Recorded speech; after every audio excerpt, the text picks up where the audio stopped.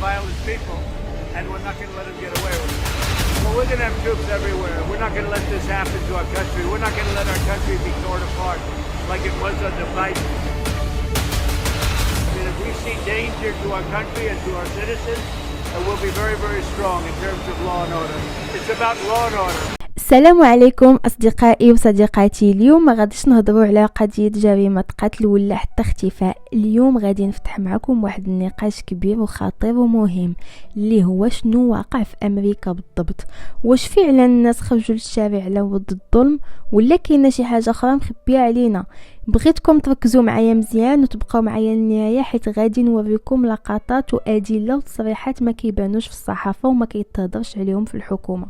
في بداية شهر يونيو 2025 خرجت أخبار كتقول أن مصالح الهجرة الأمريكية المعروفة بآيس بداو كيديروا حملات في أحياء المهاجرين، خصوصا في لوس أنجلوس وميامي ودالاس.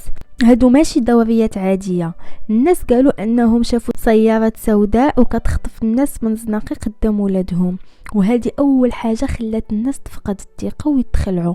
فين هو القانون؟ واش هذه هي فعلا أمريكا؟ ونهار 4 يونيو بدات أول مظاهرة قدام مركز الترحيل في كاليفورنيا. الناس كيجروا لافتات كيهتفوا الحرية للمهاجرين، No human is illegal. وبين ليلة ونهار المظاهرات غادية وكتكبر من كاليفورنيا حتى نيويورك. الناس بداو كيحبسوا الطريق كاملة وبداو كينعسوا في الزناقي كاعتراض سلمي. These protests have been peaceful. There's no one trying to do anything sort of damage right now, and yet you have the National Guard with loaded magazines and large guns standing around trying to intimidate Americans from exercising our First Amendment rights. I think Trump deploying National Guard is ridiculous. I think he's escalating. He's trying to make a show for his agenda. And LA is the community. All we're asking is that people aren't ripped from their jobs, from middle school graduations in front of their children, being separated from their families in a very just traumatic, distressing. هنا الحكومة ما عجبهاش الحال، وهذا الشيء كامل ما عجبهاش. الشرطة تدخلت بقوة، كيطلقوا الغاز المسيل للدموع والكلاب البوليسية وحتى انهم كيضربوهم. والناس كتبت على مواقع التواصل الاجتماعي ان اللي كتشوفوا في الاعلام الرسمي راه ماشي هو الحقيقة الكاملة، راه كيقطعوا اللقطات وكيخليو غير التخريب. قولوا لي بعد انتم في هذه اللحظة واش انتم مع الاحتجاج ولا مع ضبط النظام؟ وهنا غادي نمشوا الوسائل الإعلامية الرسمية بحال CNN قالت أن المتظاهرين مجموعات متطرفة وبغاو ينشروا الفوضى، لكن اليوتيوبرز المستقلين بحال أبيغايل بورتر صورت كل شيء مباشر. وشنو بان في الفيديوهات؟ الناس هي كيغنيو كيوزعوا الاكل، النساء كيهزوا اطفالهم، ماشي مشاهد تخريب ولكن مشهد مقاومه سلميه. واحد اليوتيوبرز قالها بصوت عالي: الحكومه كتحاول تخلق صوره مزيفه باش تبرر القمع. Do you want us to believe we're dangerous just to silence us? ونهار 8 يونيو وقعت حاجة كانت غريبة وخطيرة. الرئيس دونالد ترامب خرج في تصريح مباشر وقال واجب علينا نحمي أمريكا من الانفلات الداخلي، لذلك غادي نرسل قوات خاصة للسيطرة على الوضع. وفعلا تم تفعيل المادة 12406 من قانون الدفاع، ودخلوا وحدات من الحرس الوطني والمارينز لعدة مدن من بينهم فيلادلفيا، أتلانتا وفينيكس. واش فهمتوا شنو كيعني هاد الشيء؟ دولة كتعتمد على الجيش باش تكمم افواه الناس، الدولة اللي كانت كتبان حامية للديمقراطية اليوم كترد على المتظاهرين بالام 16. بغيت نوقف هنا ونعاود نسولكم، واش حنا وصلنا لواحد الزمن اللي فيه الاحتجاج كيعني خيانة؟ فين مشات هاد حرية التعبير؟ وشنو كتسوى الجنسية الا كانت غادي تعيش في بلاد خايف تهضر فيها؟ كتبوا لي آراءكم في التعليق على هذا الموضوع. هنا غادي نمشوا للارقام ديال الخسائر.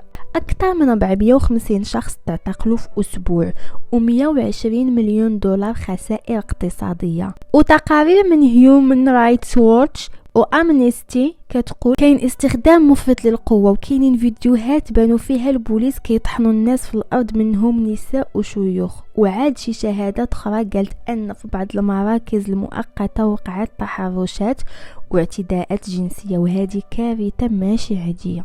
وغادي نقول لكم واحد النقطه اللي ما تكلموش عليها بزاف في الاعلام، الصراع اللي وقع بين الرئيس دونالد ترامب وبعض حكام الولايات فاش اعلن ترامب حاله التهديد الفيدرالي وطلب ارسال الجيش للمدن اللي فيها احتجاجات كبيره.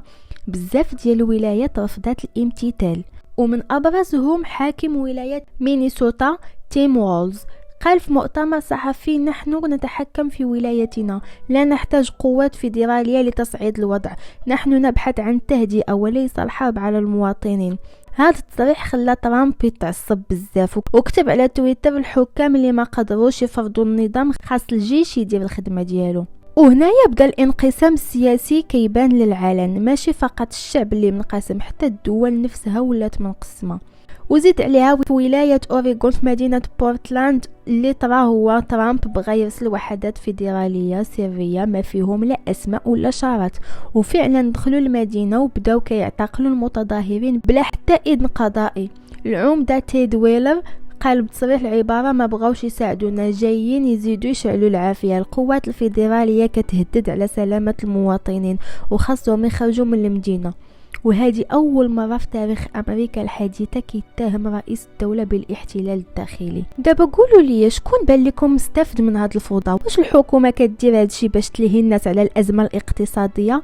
واش كاين شي مشروع سياسي باش يتحكم في المهاجرين، ولا كاين جهات خفيه كتشعل النار باش الامن ما يبقى؟ جاوبوني على هذا السؤال. وتفكروا ان اللي شفناه من قبل في العراق وسوريا وحتى فرنسا دائما كيبدا بنفس السيناريو: فوضى، امن، قانون طوارئ، ومن بعد كتموت الحقوق. وتصوروا لي راسكم عايشين في بلاد والرئيس ديالها كيرسل الجيش ضدك، وحاكم ولايتك كيرفض، وكتلقى راسك وسط نار من الجهتين بجوج. انت في اش من جهه غادي تكون؟ واش كتامن ان هاد الولايات فعلا كتحمي الناس، ولا كتامن ان الرئيس عنده الحق يصيفط الجيش كيف ما بغى باش يحمي البلاد قالك من الفوضى؟ وسط هاد الاحتقان هذا اللي واقع، بزاف ديال الامريكيين بداو كيطرحوا اسئله خطيره. علاش الحكومة كتعتمد على العنف وما كتفتحش حوار؟ علاش الإعلام الرسمي كيخفي مشاهد حقيقية؟ واش هاد الشيء كيعني أنه بداية ديال ديكتاتوريا في بلاد الديمقراطية؟